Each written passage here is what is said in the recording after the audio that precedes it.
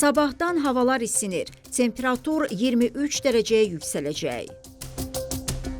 Milli Hidrometeorologiya Xidmətindən reporta verilən məlumata görə aprelin 8-də Bakıda və Abşeron yarımadasında hava dəyişkən buludlu olacaq, arabir tutulacaq, əsasən yağmursuz keçəcək. Qeyd edilib ki, cənub-qərb küləyi gündüz arabir güclənən şimal-qərb küləyi ilə əvəz olunacaq. Havanın temperaturu gecə 10-12, gündüz 15-17 dərəcə isti olacaq.